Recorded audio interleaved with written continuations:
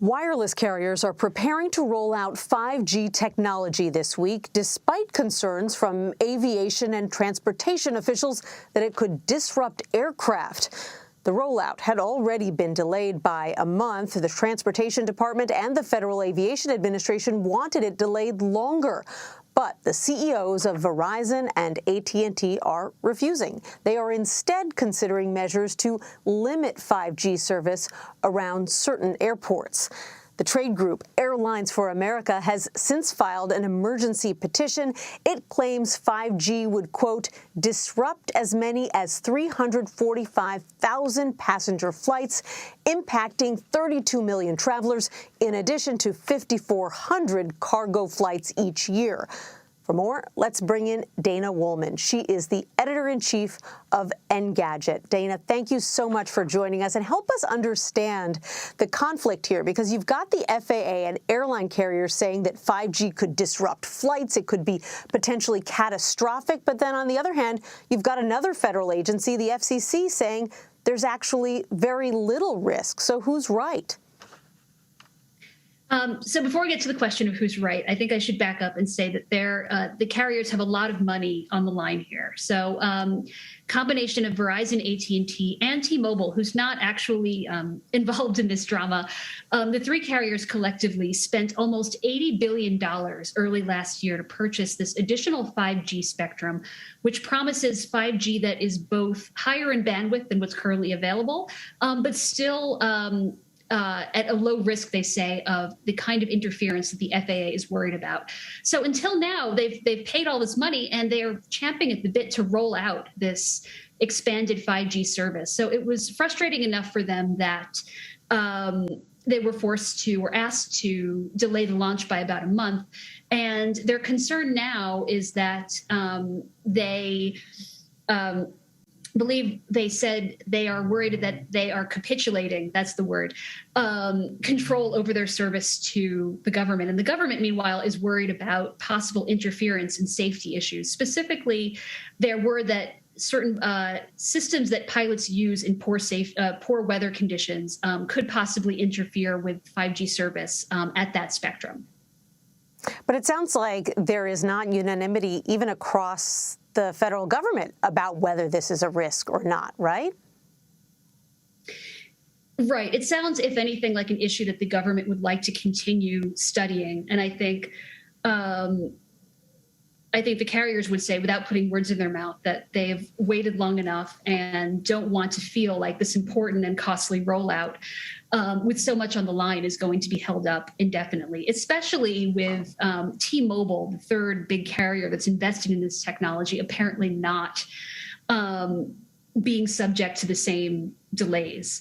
But it seems, if anything, like it's an issue that the government wants to continue studying. We can talk about what the proposed solution might be and where the carriers do at least seem willing to compromise. And what is the compromise that they say they are willing to make? So I think the carriers have said that they would be willing to maintain sort of a buffer zone around certain key airports. In particular, the FAA seems worried about close to 4 airports where they would be worried about interference with these poor weather systems and the kind of 5G spectrum that Verizon and T-Mobile and AT&T are eager to roll out. So the Verizon and AT&T this week did indicate some willingness to at least respect a boundary around those key airports, just without, what they don't want to do seemingly is agree to any more delays, full stop, on their entire rollout of this new mid-band 5G service. Dana, why are we only hearing about these dire warnings now? I mean, obviously the plans to move to 5G service have been in the works for years, so no one should be surprised, right? The move to 5G has been underway for years. You're right about that. I think what's new is the use of this mid-band spectrum, which the big carriers only purchased access to in early 2021. So it took them a while to ramp up their launch plans for that particular kind of 5G. But you're correct that 5G itself has been around for years. It's really this particular flavor that the carriers are just looking to roll out and capitalize on, and that the FAA still has some concerns about. And remind us of the benefits of 5G, particularly unveiling 5G on this particular band. What's that going to mean for customers? So in general, the benefit of 5G is faster speeds. This particular flavor of 5G, if you will, it would seem to hit a sweet spot. On the one hand, the carriers do seem to believe, or at least they claim, that this sweet spot offers pretty low interference of the kind that the FAA seems concerned about, but still offer fast speeds and possibly faster speeds than what current 5G customers are enjoying. So those benefits, combined with the fact that the carriers did make this really big upfront investment in even being able to capitalize on this technology, that's why they are so eager to move forward and don't seem willing to agree to another delay, not even one of a couple weeks.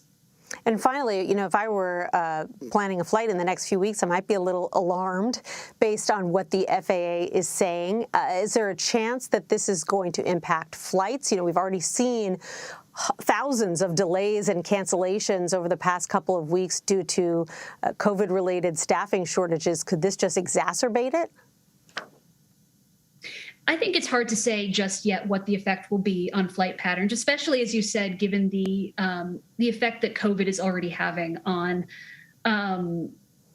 flight schedules and flight cancellations. I think it's a little difficult to pick one away from the other. I think if you asked an airline or aviation industry supporter or lobbyist, I think they would point out that this technology is already being used in other parts of the world and doesn't seem to be causing interference or chaos. It's just not something that U.S. officials have fully expressed comfort with yet.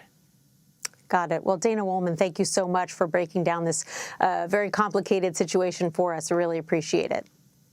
Thank you.